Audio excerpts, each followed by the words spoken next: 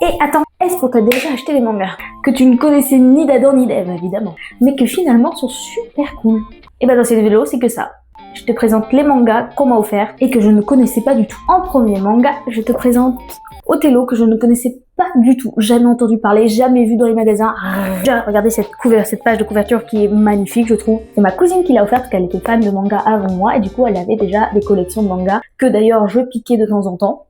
Et elle avait Othello. Othello, c'est l'histoire de Yaya, juste ici, qui est un peu réservée, même beaucoup réservée, on va dire, qui est une fille simple, gentille, douce, pas trop de personnalité, pas trop forte, a du mal à se faire des amis, du mal à s'intégrer, du mal à tout ce que tu veux en fait. Cette fille, on va découvrir au fur et à mesure qu'en fait, elle a une double personnalité qui switch, et donc qu'elle va devenir Nana. Et Nana est juste ici. C'est l'opposé de Yaya. Elle est extravagante, elle parle fort, elle a un caractère très trempé, un peu violent sur les bords, elle peut switcher à tout moment. Elle est un peu rap quoi. Calme, réservée, anarchiste et border. Ouais. C'est une histoire ordinaire, hein, on va dire, c'est une histoire de vie, simplement, il n'y a pas forcément de pouvoir magique, c'est une histoire classique. Othello, je connaissais pas, et franchement, c'était vraiment cool à lire. Donc, n'hésitez pas à le lire.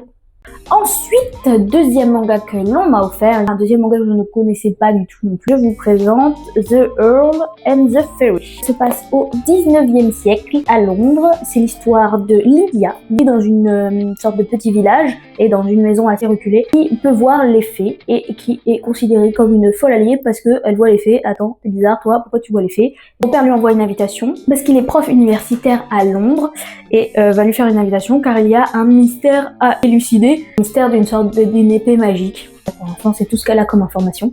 En son chemin, elle va rencontrer un beau gosse, Edgar. Rencontrer Edgar, le beau gosse. Évidemment, il y a toujours un beau gosse, sinon je lirai pas en fait. Non, c'est une blague. C'est une blague. Qui s'est auto-proclamé chevalier bleu, seigneur du pays des fées. Donc du coup, elle va se dire, oh, enfin quelqu'un qui me croit. Et on va suivre ces deux personnages dans cette aventure. Donc il va y avoir évidemment des complots. Ils vont essayer de trouver le complot, de résoudre le complot. Évidemment, il y a plein de petites fées trop mignonnes. Les décors sont super trop mignons. L'histoire est vraiment sympathique. Elle est très douce. C'est pas une histoire un peu trop amoureux. Il n'arrive pas à déclarer sa flamme.